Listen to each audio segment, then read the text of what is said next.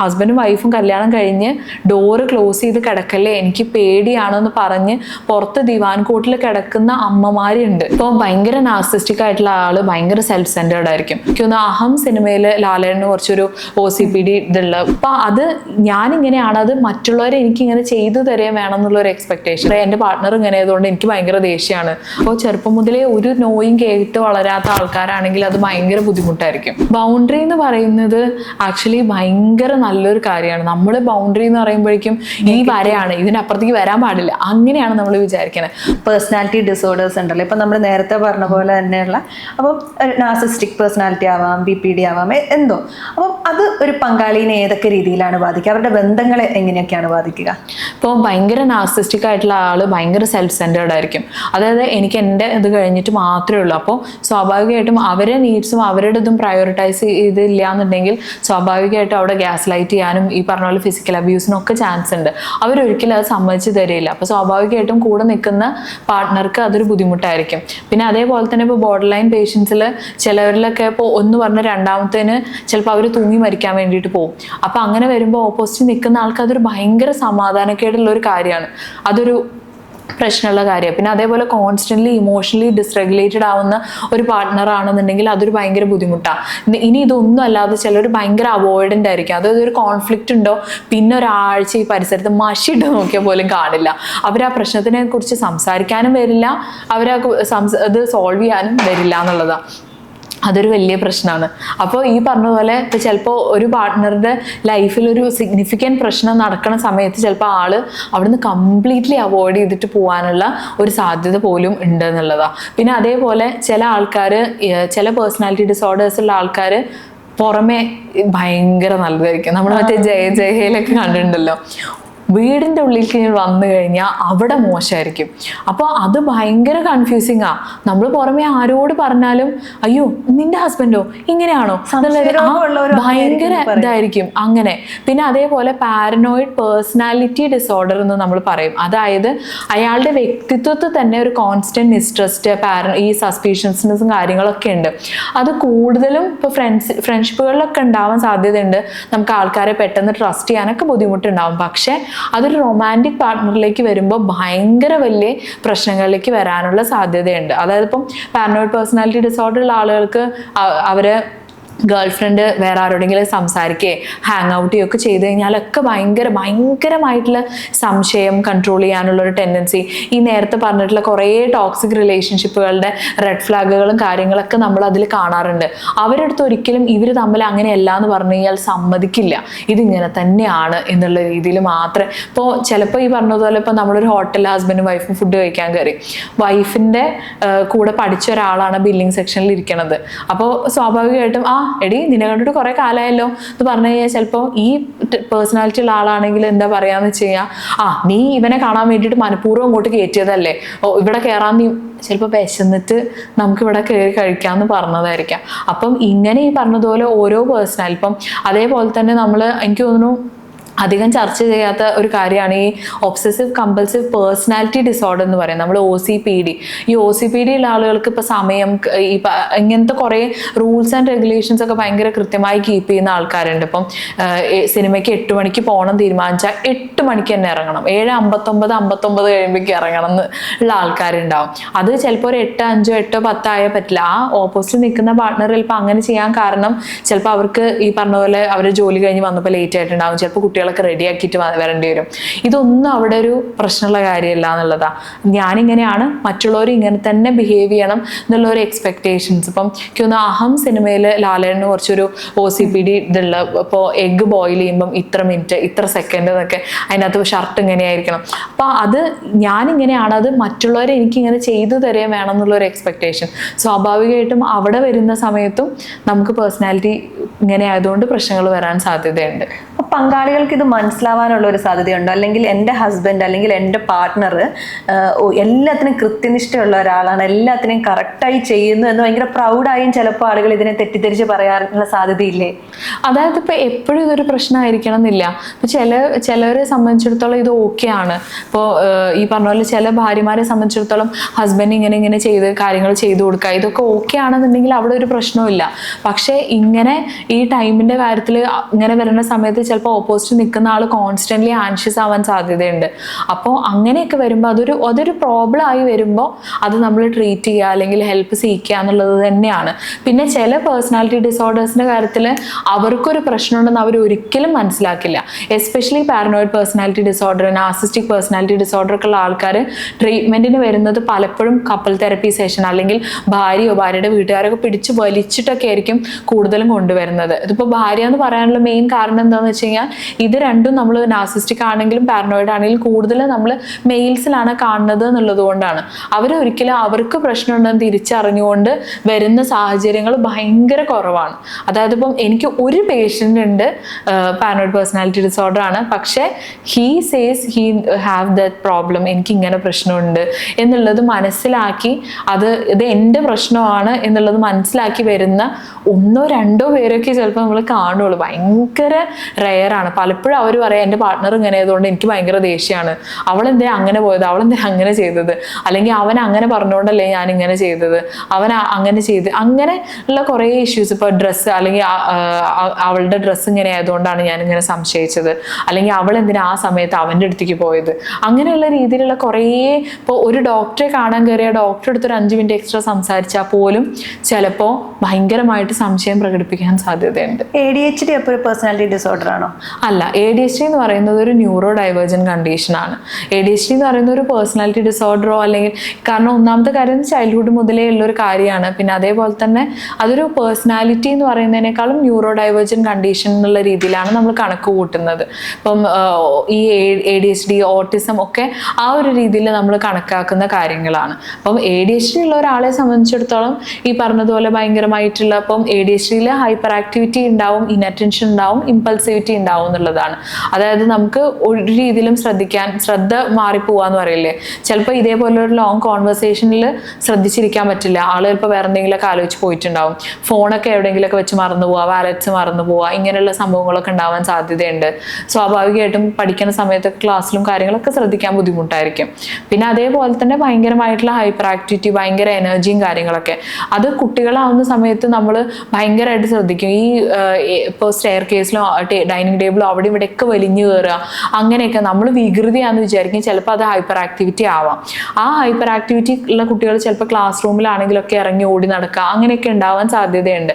ചിലപ്പോൾ കുറച്ചുകൂടെ വലുതാവുന്ന സമയത്ത് ഈ ഓടി നടക്കുന്നതൊക്കെ മാറി കുറച്ചുകൂടെ, ഇപ്പോൾ നമുക്കിപ്പോൾ ഒരു പള്ളിയിൽ പോയി അവിടെ നമ്മൾ കുറേ നേരം ഇരിക്കണം, അവിടെ ഇരിക്കാൻ ചിലപ്പോൾ നമുക്ക് ഭയങ്കര ബുദ്ധിമുട്ടുണ്ടാവും, ഇതെന്താ തീരാത്തത് എന്നുള്ള രീതിയിലുണ്ടാവും. പിന്നെ അതേപോലെ ഭയങ്കരമായിട്ട് ഇമ്പൾസീവ് ആയിട്ടുള്ള ഡിസിഷൻസും കാര്യങ്ങളൊക്കെ എടുക്കാൻ സാധ്യതയുണ്ട്. ഇതും ഒരു റിലേഷൻഷിപ്പിൽ വരുന്ന സമയത്ത് ചിലപ്പോൾ ബുദ്ധിമുട്ടുകൾ ഉണ്ടാക്കാനുള്ള സാധ്യതയുണ്ട്. പക്ഷേ കൃത്യമായി മാനേജ് ചെയ്ത് കൊണ്ടുപോകുന്ന ഇഷ്ടംപോലെ ആൾക്കാർ നമ്മുടെ ചുറ്റുപാടുമുണ്ട്. പക്ഷേ എന്തായാലും ADHD ഒരു പേഴ്സണാലിറ്റി ഡിസോർഡർ അല്ല. അതുപോലെ നമ്മുടെ ജീവിതത്തിൽ നമുക്ക് എന്താണെങ്കിലും റിജക്ഷൻസ് ഒക്കെ ഉണ്ടാവാനുള്ള സാധ്യതയുണ്ട്. അത് ഏത് തരം ബന്ധത്തിലാണെങ്കിലും ലൈഫിൻ്റെ ഏത് ഘട്ടത്തിലാണെങ്കിലും നമ്മൾ അത്തരം ഒരു അവസ്ഥയിലൂടെ കടന്നു പോകാനുള്ള സാധ്യതയുണ്ടല്ലോ. അപ്പം ഈ പേഴ്സണാലിറ്റി ഡിസോർഡർ ഉള്ള ഓരോ വ്യക്തികളും അല്ലെങ്കിൽ ഓരോ തരം ഡിസോർഡേഴ്സ് ആയിരിക്കുമല്ലോ, അവരൊക്കെ എങ്ങനെയായിരിക്കും അതിനോട് ബിഹേവ് ചെയ്യുക? ഇപ്പം റിജക്ഷൻ എന്ന് പറയുന്നത് ഇപ്പോൾ ഓരോരുത്തർക്കും ഇപ്പോൾ ചെറുപ്പം മുതലേ ഒരു നോയും കേട്ട് വളരാത്ത ആൾക്കാരാണെങ്കിൽ അത് ഭയങ്കര ബുദ്ധിമുട്ടായിരിക്കും.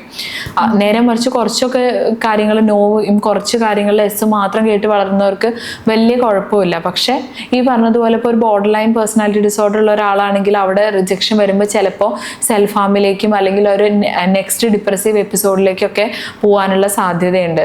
നാർസിസ്റ്റിക് ആയിട്ടുള്ള ഒരാളാണെന്നുണ്ടെങ്കിൽ അവിടെ ഇപ്പം ഇത്രയും നല്ലൊരാളെ കിട്ടിയിട്ടും അവൾക്ക് വേണ്ട, ആ ഒരു രീതിയിൽ ചിലപ്പോൾ വിചാരിക്കാം. അല്ലെങ്കിൽ ഇപ്പോൾ നിന്നെയൊക്കെ ആർക്കാ വേണ്ടത് എന്നുള്ള രീതിയിൽ ചിലപ്പോൾ വിചാരിക്കാൻ സാധ്യതയുണ്ട്. അപ്പോൾ ഓരോരുത്തരും റിയാക്ട് ചെയ്യുന്ന രീതിയും വ്യത്യാസങ്ങൾ ഉണ്ടാവാം എന്നുള്ളതാണ്. പിന്നെ ചില പേഴ്സണാലിറ്റി ഇഷ്യൂസ് ഉള്ള ആൾക്കാർ ചിലപ്പോൾ ഈ പറഞ്ഞ പോലെ ഭയങ്കര മോശമായി ബിഹേവ് ചെയ്യാനും സാധ്യതയുണ്ട്. ഇപ്പോൾ ഈ ആസിഡ് ഒഴിക്കുക അല്ലെങ്കിൽ അങ്ങനെ ഉപദ്രവിക്കുക, ആ ഒരു രീതിയിലൊക്കെ. ആ റിജക്ഷൻ സെൻസിറ്റിവിറ്റി എന്ന് പറയുന്നത് ഈ പറഞ്ഞ പോലെ ചെറുപ്പം മുതലേ നമ്മൾ കുട്ടികളിൽ ഒന്നിനും നോ പറയാതെ, ഇപ്പോൾ നമ്മൾക്ക് ഇപ്പോൾ ഉള്ള ഒരു ജനറേഷനിൽ പേരൻറ്റിങ് പറഞ്ഞു കഴിഞ്ഞാൽ ഞങ്ങൾക്ക് കിട്ടാത്തതൊക്കെ ഞങ്ങളുടെ കുട്ടികൾക്ക് വേണമെന്ന് വിചാരിച്ച് നമ്മളെ കൊണ്ട് സാമ്പത്തികമായിട്ട് പറ്റില്ലെങ്കിൽ പോലും നമ്മൾ ചെയ്തു കൊടുക്കുന്ന രീതിയാണ്. പക്ഷെ നമ്മളെ കൊണ്ട് പറ്റാത്ത കാര്യങ്ങൾ നമ്മൾ പറ്റില്ല എന്ന് തന്നെ പറയണം. എന്ന് വെച്ചിട്ട് മറ്റേ ശ്രീനിവാസൻ സിനിമയിൽ പറഞ്ഞ പോലെ ഞാൻ നടന്നിട്ടാ പോയത്, നീ നടന്നു പോയാൽ മതി എന്നുള്ളതല്ല. പക്ഷെ നമുക്ക് ഇപ്പോൾ കുട്ടി ഡിമാൻഡ് ചെയ്യുന്നപ്പം ഈ അടുത്ത് നമ്മൾ കാണുന്ന ഒരു ട്രെൻഡാണ്. ഇപ്പോൾ 10ലും +1 പഠിക്കുന്ന കുട്ടികൾക്ക് ഇപ്പോൾ 3000, 4000 അല്ലെങ്കിൽ 8000 റുപ്പീസിൻ്റെയൊക്കെ ഈ റിമോട്ട് കൺട്രോൾഡ് കാറുകൾ വാങ്ങിക്കാൻ കിട്ടും. അത് ഭയങ്കര ഇഷ്ടമാണ് എന്ന് പറയുന്നത്. അപ്പോൾ കുട്ടിയെ സംബന്ധിച്ചിടത്തോളം കുട്ടി വിചാരിക്കണം ഒരു 8000 രൂപയല്ലേ എന്നുള്ളതായിരിക്കും കുട്ടി വിചാരിക്കുന്നുണ്ടാവും. പക്ഷേ അപ്പോൾ അവർ പറയാം, ഓ അമ്മയ്ക്ക് എയർ ഫ്രയർ വാങ്ങിക്കൊടുത്തല്ലോ, അമ്മയ്ക്ക് നിങ്ങൾ ഫ്രിഡ്ജ് വാങ്ങിക്കൊടുത്തല്ലോ എന്നൊക്കെ ചിലപ്പോൾ പറയുമായിരിക്കും. പക്ഷേ കുട്ടിയെ സംബന്ധിച്ചിടത്തോളം നമ്മൾ ആദ്യം മുതൽ നമ്മൾ 1000-ൻ്റെയും 2000-ൻ്റെയും കാറ് വാങ്ങിക്കൊടുത്തിട്ടുണ്ടാവും. കുട്ടിക്ക് 8000 എന്ന് പറഞ്ഞാൽ എത്ര വലിയ സംഖ്യയാണെന്ന് മനസ്സിലാക്കാനുള്ള ഒരു പ്രായവും ആയിട്ടില്ല. അപ്പോൾ സ്വാഭാവികമായിട്ടും അവിടെ റിജക്ഷൻ വരുന്ന സമയത്ത് ചിലപ്പോൾ ബുദ്ധിമുട്ടായിരിക്കും. അല്ലെങ്കിൽ ചിലപ്പോൾ നമ്മൾ അവിടെയും എൻ്റെ മോനല്ലേ എൻ്റെ മോളല്ലേ എന്ന് വിചാരിച്ച് നമ്മൾ ആ സാധനം ചിലപ്പോൾ വാങ്ങിക്കൊടുക്കും. അപ്പോൾ അതൊക്കെയും ഇപ്പം ഈ 8ലും 9ത്തിലൊക്കെ പഠിക്കുന്ന കുട്ടികളുടെയൊക്കെ കയ്യിൽ ഭയങ്കര ബ്രാൻഡഡ് ആയിട്ടുള്ള 5000-ൻ്റെയും 10,000-ൻ്റെയൊക്കെ ലിപ്സ്റ്റിക്കും കാര്യങ്ങളൊക്കെ ഇരിക്കുന്നുണ്ട്. ഫിനാൻഷ്യലി അവർക്ക് അത് അഫോർഡ് ചെയ്യാൻ പറ്റിയിട്ടല്ല. പക്ഷേ എൻ്റെ മോളല്ലേ ചോദിക്കുമ്പോൾ എങ്ങനെയാണെന്നുള്ള രീതിയിലാണ്. പക്ഷേ അങ്ങനെ പോണ സമയത്ത് ചിലപ്പോൾ പിന്നീട് ഒരു നോ കേൾക്കുന്ന സമയത്ത് അതൊരു ഭയങ്കര ബുദ്ധിമുട്ടാവാനുള്ള സാധ്യതയുണ്ട്. അതൊരു പേഴ്സണാലിറ്റിയുടെ ഭാഗമായിട്ടുള്ള ഇതാവാം. പിന്നെ നമ്മുടെ ഒരു അറ്റാച്ച്മെന്റ് സ്റ്റൈൽ എന്നൊക്കെ പറയും. ആ ഒരു അറ്റാച്ച്മെന്റ് സ്റ്റൈലിനെയൊക്കെ ബന്ധപ്പെടുത്തിയിട്ട് അതിലൊരു ഡിഫറെൻറ്റ് റിയാക്ഷൻസ് വരാൻ സാധ്യതയുണ്ട്. അതുപോലെ ബന്ധങ്ങളിൽ ബൗണ്ടറീസ് വെക്കാൻ നമുക്ക് ഭയങ്കര മടിയായിട്ടുള്ളൊരു കാര്യമാണല്ലോ. എന്നാൽ ചിലർ നമ്മുടെ ഡ്രസ്സിൽ മുതൽ നമ്മുടെ നടപ്പിൽ മുതൽ നമ്മൾ എന്ത് ചെയ്താലും ആളുകൾ അഭിപ്രായം പറഞ്ഞുകൊണ്ടിരിക്കും. ഏത് ബന്ധത്തിലാണെങ്കിലും ഒരു ബൗണ്ടറി സെറ്റ് ചെയ്യേണ്ടത് വളരെ അനിവാര്യമായിട്ടുള്ളൊരു കാര്യമല്ലേ? ബൗണ്ടറി എന്ന് പറയുന്നത് ആക്ച്വലി ഭയങ്കര നല്ലൊരു കാര്യമാണ്. നമ്മൾ ബൗണ്ടറി എന്ന് പറയുമ്പോഴേക്കും ഈ വരയാണ്, ഇതിനപ്പുറത്തേക്ക് വരാൻ പാടില്ല, അങ്ങനെയാണ് നമ്മൾ വിചാരിക്കുന്നത്. ബൗണ്ടറി എന്ന് വെച്ച് കഴിഞ്ഞാൽ നമ്മൾ ഒരു ലൈൻ വരയ്ക്കുകയാണ്. ആ ലൈനിൽ നമ്മൾ ആകെ പറയണത് എന്താണെന്ന് വെച്ച് കഴിഞ്ഞാൽ ഇതുവരെ ഞാൻ ഓക്കെയാണ്, this is how I want you to treat me എന്നുള്ളതാണ്. എന്നോട് ഇങ്ങനെയൊക്കെ പെരുമാറാം, പക്ഷേ എന്നോട് ഇങ്ങനെയൊക്കെ പെരുമാറുന്നത് എനിക്കിഷ്ടമല്ല. ഇങ്ങനെ ആ ഒരു രീതിയിലാണ്. ഇപ്പം നമ്മൾ രണ്ടുപേരും തമ്മിലൊരു ഫൈറ്റ് ഉണ്ടായി. അപ്പോൾ ആ സമയത്ത് ഞാൻ പറയാണ് ഐ ഫീൽ വെരി ഓവർവെൽംഡ്, ഞാൻ ചിലപ്പോൾ അഗ്രസീവായിട്ട് റിയാക്ട് ചെയ്യാനുള്ള സാധ്യതയുണ്ട്, അപ്പം ഞാനൊന്ന് മാറി നിന്നിട്ട് ഞാൻ വരാം. അത് അവിടെ നമ്മൾ വെക്കുന്നത് ഒരു ബൗണ്ടറിയാണ്. അതായത് ഇപ്പം ഞാൻ ബിഹേവ് ചെയ്താൽ ചിലപ്പോൾ നമ്മൾ തമ്മിലുള്ള ബന്ധം വഷളായി പോകാൻ സാധ്യതയുണ്ട്. അപ്പോൾ ബൗണ്ടറീസ് സെറ്റ് ചെയ്യുക എന്ന് പറയുന്നത് എപ്പോഴും നല്ലൊരു കാര്യമാണ്. അത് ഓരോരുത്തർക്കും ഇപ്പം നമ്മൾ പാർട്ട്ണർക്ക് സെറ്റ് ചെയ്യുന്ന ബൗണ്ടറി ആയിരിക്കില്ല നമ്മൾ വേറൊരാൾക്ക്. ഇപ്പം നമ്മൾ പാർട്ട്ണർ നമ്മളെ കെട്ടിപ്പിടിക്കും, നമ്മുടെ ഏറ്റവും ക്ലോസ് പ്രോക്സിമിറ്റിയിൽ ഇരിക്കും, പക്ഷെ ഒരു സ്ട്രേഞ്ചറെ നമ്മൾ ഒരിക്കലും സമ്മതിക്കില്ല. നമ്മൾ ഈ ഫിസിക്കൽ ബൗണ്ടറീസ് പിന്നെയും കീപ്പ് ചെയ്യും. മെന്റലി നമ്മളിപ്പോൾ ഈ പറഞ്ഞ പോലെ വഴി കൂടെ പോകുന്ന ആർക്കും നമ്മൾ ഡ്രസ്സിലും നമ്മുടെ കാര്യങ്ങളിലും അഭിപ്രായം പറയാനുള്ള ഒരു സ്വാതന്ത്ര്യം നമ്മളവിടെ കൊടുക്കേണ്ട ആവശ്യമില്ല. നമ്മളെ അങ്ങനെയല്ല ട്രീറ്റ് ചെയ്യേണ്ടത് എന്നുള്ളത് നമുക്ക് ഉറപ്പാണെന്നുണ്ടെങ്കിൽ അവിടെ നമ്മളൊരു ബൗണ്ടറി വെക്കുക എന്നുള്ളതാണ്. പിന്നെ ഈ പറഞ്ഞ പോലെ ഏറ്റവും കൂടുതൽ ബൗണ്ടറി സെറ്റിംഗ് ഇമ്പോർട്ടൻ്റ് ആയിട്ടുള്ളത് റിലേഷൻഷിപ്പുകളിലാണ്. ഇപ്പോൾ രണ്ടുപേര് തമ്മിൽ കല്യാണം കഴിക്കുന്ന സമയത്ത് ആ രണ്ടുപേരുടെയും പേരൻസിനെയും അവരുടെ ഇൻലോസിൻ്റെ ഫാമിലീസിനെ എങ്ങനെ നമ്മൾ എവിടെ നിർത്തണം എന്നുള്ളത് നമ്മൾ തീരുമാനിക്കണം. ചില പേരൻസ് എല്ലാ കാര്യത്തിലും അഭിപ്രായം പറയുന്നവരുണ്ട്. എൻ്റെ മോന് ഞാൻ മീൻകറി ഉണ്ടാക്കി കൊടുത്താലേ ഇഷ്ടമാവുള്ളൂ, എൻ്റെ മോന് ഈ ഷർട്ടേ ഇഷ്ടമുള്ളൂ, ഞാനാ ഇത്രയും കാലം അയൺ ചെയ്ത് കൊടുത്തിരുന്നത്, ഞാൻ അങ്ങനെ ചെയ്യാം. അപ്പോൾ ഈ പറഞ്ഞ പോലെ ചില പെൺകുട്ടികളുടെ പേരൻസും ചിലപ്പോൾ ഇതിങ്ങനെയല്ല, നീ ഇത് അവനെ ഇങ്ങനെ പറഞ്ഞു നിർത്തണം, ഇങ്ങനെ ഇതാക്കണം, ആ ഒരു രീതിയിൽ ഭയങ്കരമായിട്ട് നമ്മുടെ റിലേഷൻഷിപ്പിൽ ഇൻ്റർഫിയർ ചെയ്യുന്ന രീതിയിൽ വരാൻ പാടില്ല. അതായത് ഇപ്പം ഏറ്റവും ഷോക്കിംഗ് ആയിട്ട് ഐ എം ടെല്ലിങ് യു, ഇപ്പം കല്യാണം കഴിഞ്ഞ ഹസ്ബൻഡിൻ്റെയും വൈഫിൻ്റെയും ഈ പറഞ്ഞ ഹസ്ബൻഡും വൈഫും കല്യാണം കഴിഞ്ഞ് ഡോറ് ക്ലോസ് ചെയ്ത് കിടക്കല്ലേ, എനിക്ക് പേടിയാണെന്ന് പറഞ്ഞ് പുറത്ത് ദിവാൻ കോട്ടിൽ കിടക്കുന്ന അമ്മമാരുണ്ട്. And that's very shocking, I know. പക്ഷേ അവിടെയൊന്നും ബൗണ്ടറി എന്ന് പറയുന്ന സാധനം ഇല്ല. ആൻഡ് ദെൻ ഇവരോട് തന്നെ നമ്മളൊരു 4-5 മാസം അങ്ങനെ കടന്നിട്ട് പിന്നെ എന്താ കുട്ടികളുണ്ടാവാത്തത് നമ്മൾ ചോദിക്കുകയും ചെയ്യും. അതേപോലെ ഇപ്പോൾ ഒരു ഹസ്ബൻഡും വൈഫും റൂമിൽ വാതിലടച്ചിരിക്കുകയാണ്, അവിടെ പോയിട്ട് എന്താ അവിടെ ചെയ്യണമെന്ന് ചോദിക്കുക. അല്ലെങ്കിൽ പിന്നെ നിങ്ങൾ വാതിലടച്ചിരിക്കല്ലേ, ഞങ്ങൾ ഇവിടെ ഇരിക്കട്ടെ എന്ന് പറയുന്നത് കാര്യമില്ല. അവർക്ക് രണ്ടുപേർക്കും വേണ്ടിയിട്ട് അവിടെ ഒരു സ്പേസ് വേണമെന്നുണ്ടെങ്കിൽ അത് അങ്ങനെ തന്നെയാണ്. ചില സമയത്ത് ഈ പറഞ്ഞ പോലെ ഹസ്ബൻഡും വൈഫും റൂമിൽ വാതിലടച്ചിരുന്ന അവർ ചിലപ്പോൾ എന്തെങ്കിലും സംസാരിക്കുക എന്തെങ്കിലുമൊക്കെ ആയിരിക്കും. കുട്ടികൾ ചിലപ്പോൾ അച്ഛാ വാതിലോർക്ക് അമ്മ വാതിലോർക്ക് എന്ന് പറയുമ്പോൾ അമ്മായിച്ചനും അമ്മായിയമ്മയും വന്നിട്ട് കുട്ടികൾ കടന്ന് ബഹളം വെക്കല്ലേ, ആ വാതിലും തുറന്നു കൊടുക്കുമെന്ന് പറയും. പക്ഷെ അവിടെ കുട്ടികളോട് പറയണം ശരിക്കും അച്ഛനും അമ്മയും എന്തോ സംസാരിക്കുകയാണെന്ന് പറഞ്ഞിട്ട് അവർ വരും എന്ന് പറഞ്ഞാൽ അവരെ മാറ്റി നിർത്തുകയും ആ ഡോറിലൊന്ന് നോക്കി ചെയ്തിട്ട് കുട്ടികൾ അന്വേഷിക്കുന്നുണ്ട് എന്ന് പറഞ്ഞാൽ മതി. അവർ ചിലപ്പോൾ ഒരു സെക്ഷൽ ഇന്റർകോഴ്സിൽ ഏർപ്പെടുകയാണെങ്കിലോ അല്ലെങ്കിൽ അവരൊരു ഫൈറ്റ് ഉള്ളത് റിസോൾവ് ചെയ്തെടുക്കുകയാണെങ്കിലോ അതിനുള്ള ഒരു സ്പേസ്, ആ ഒരു പ്രൈവറ്റ് സ്പേസ് നമ്മൾ കൊടുക്കണ്ടേ. അവിടെയൊക്കെയും ബൗണ്ടറി കീപ്പ് ചെയ്യുക എന്ന് പറയുന്നത് ഭയങ്കര ഇമ്പോർട്ടൻ്റ് ആയിട്ടുള്ള കാര്യമാണ്.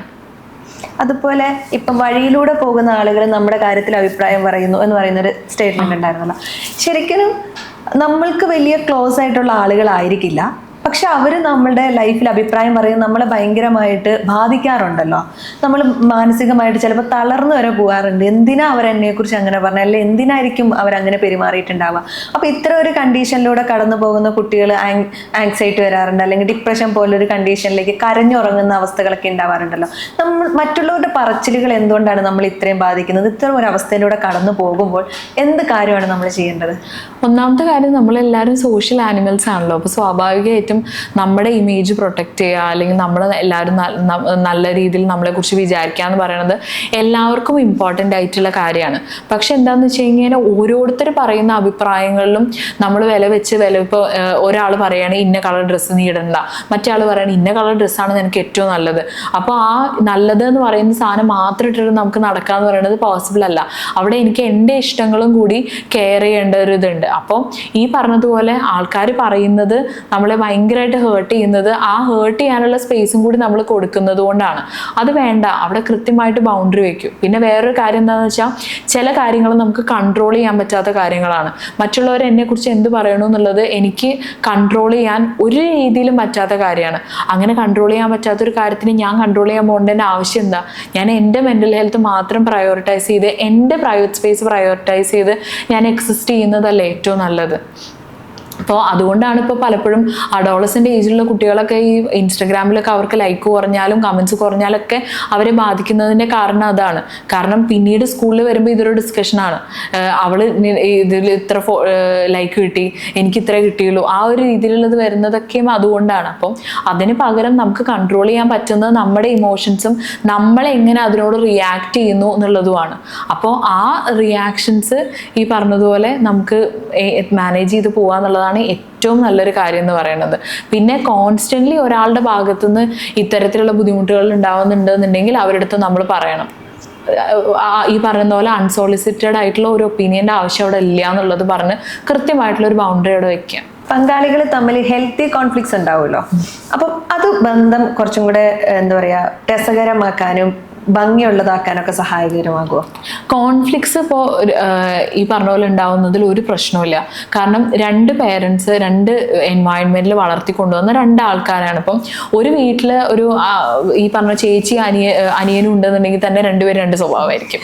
ഒരച്ഛനും അമ്മയാണ്, ഒരേ അമ്മയുടെ യൂട്രസ് എന്ന് വന്നതാണ്. പക്ഷെ പറഞ്ഞിട്ട് കാര്യമില്ല, രണ്ടുപേരും രണ്ട് രീതിയിലായിരിക്കും. അപ്പോൾ സ്വാഭാവികമായിട്ട് രണ്ട് ഫാമിലി എന്ന് വരുമ്പോൾ ഡിഫറൻസസ് ഓഫ് ഒപ്പീനിയൻസ് ഉണ്ടാവാം, അതിൻ്റെ പേരിൽ കോൺഫ്ലിക്ട്സ് ഉണ്ടാവാം. പക്ഷെ അതൊരിക്കലും ഫിസിക്കലായി പോകാൻ പാടില്ല. നല്ല രീതിയിലാണെന്നുണ്ടെങ്കിൽ ഈ പറഞ്ഞ പോലെ ഇപ്പോൾ ഒരു ഹെൽത്തി രീതിയിൽ നമ്മൾ റിസോൾവ് ചെയ്ത് പോവുകയാണെന്നുണ്ടെങ്കിൽ അത് ആക്ച്വലി നമ്മളെ കുറച്ചുകൂടെ ക്ലോസ് ആക്കാനും നമ്മുടെ പാർട്ട്ണറിൻ്റെ നീഡ്സ് മനസ്സിലാക്കാനും അത് മനസ്സിലാക്കി പെരുമാറാനും ഒക്കെ നമ്മളെ ഹെൽപ്പ് ചെയ്യും എന്നുള്ളതാണ്. അപ്പോൾ ഹെൽത്തി ആയിട്ടുള്ള രീതിയിൽ കോൺഫ്ലിക്ട്സ് റിസോൾവ് ചെയ്ത് പോകാൻ പറ്റുകയാണെന്നുണ്ടെങ്കിൽ അതിൽ യാതൊരു രീതിയിലുള്ള പ്രശ്നങ്ങളും ഇല്ല.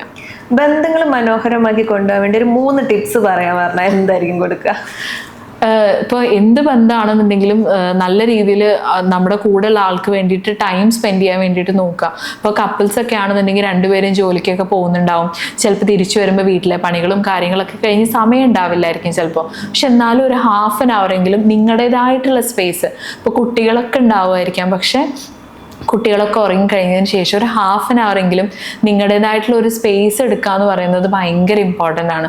ആ സ്പേസ് ഉണ്ടായി കഴിയുമ്പോൾ തന്നെ അത് നിങ്ങളെ കുറച്ചുകൂടെ ക്ലോസ് ആക്കി നിർത്താൻ വേണ്ടിയിട്ട് ഹെൽപ്പ് ചെയ്യും എന്നുള്ളതാണ്. പിന്നെ അതേപോലെ ഫിസിക്കലി ഇമോഷണലി ഒക്കെ ആ ഒരു ഇൻറ്റിമസി കീപ്പ് ചെയ്യുക, കൃത്യമായിട്ട് കോൺഫ്ലിക്ട്സ് റിസോൾവ് ചെയ്യുക. അതിങ്ങനെ ഉള്ളിൻ്റെ ഉള്ളിൽ വെച്ച് 10 കൊല്ലം മുന്നേ പറഞ്ഞ കാര്യം, കഴിഞ്ഞ വർഷം പറഞ്ഞ കാര്യം ഒക്കെയും നമ്മളൊരു പ്രശ്നം ഉണ്ടാകുമ്പോൾ എടുത്തിടുന്നതിൽ കാര്യമില്ല. നമ്മളതിനെ കിച്ചൺ സിങ്കിങ് എന്നൊക്കെ പറയും. അതായത് ഈ പണ്ട് മുതലേയുള്ള കാര്യങ്ങൾ ഇങ്ങനെ പറഞ്ഞ് കോൺഫ്ലിക്ട്സിന് ഒരു റെസൊല്യൂഷൻ ഉണ്ടാവണില്ല. അത് മാത്രമല്ല, നമ്മളിപ്പോൾ എന്തിനാണോ പറഞ്ഞു തുടങ്ങിയത് ആ പ്രശ്നത്തിൽ നിന്നൊക്കെ നമ്മൾ വഴി തെറ്റി 10 കൊല്ലം മുന്നുള്ള പോയിന്റിലേക്ക് നമ്മൾ എത്തിക്കഴിഞ്ഞു.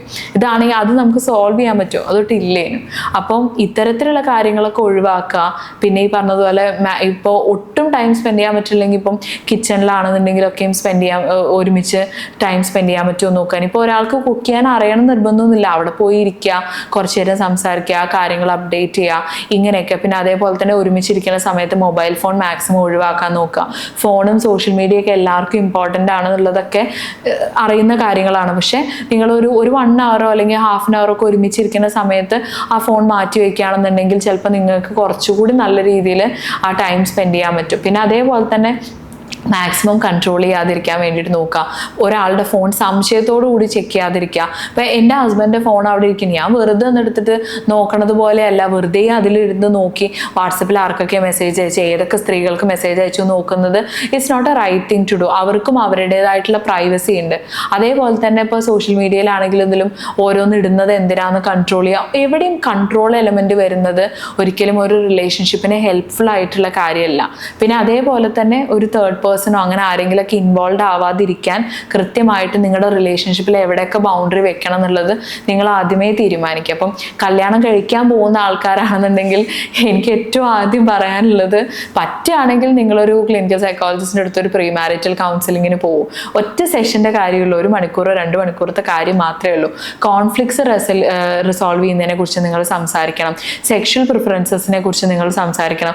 ഇതൊക്കെ സംസാരിക്കേണ്ട കാര്യങ്ങളാണ്. അല്ലാതെ എനിക്ക് ബിരിയാണിയാണ് ഇഷ്ടം, എനിക്ക് നിങ്ങൾ ബ്ലൂ കളർ ഷർട്ട് ഇടുന്നതാണ് ഏട്ടന് ഇഷ്ടം എന്നുള്ള കാര്യങ്ങളൊക്കെ സംസാരിക്കുന്നതിൻ്റെ കൂടെ തന്നെ നമ്മൾ കോൺഫ്ലിക്ട്സിനെ കുറിച്ചും സെക്ഷൽ പ്രിഫറൻസസിനെ കുറിച്ചും ഒക്കെ സംസാരിക്കാം. ഈ സെക്ഷൽ പ്രിഫറൻസസിനെ കുറിച്ച് സംസാരിക്കണമെന്ന് പ്രത്യേകം പറയുന്നതിൻ്റെ ഒരു കാരണം എന്താണെന്ന് വെച്ച് കഴിഞ്ഞാൽ ആ ഒരു ഡിഫറൻസ് കൊണ്ട് മാത്രം ബന്ധങ്ങളിൽ പ്രശ്നങ്ങൾ ഉണ്ടാവാറുണ്ട്.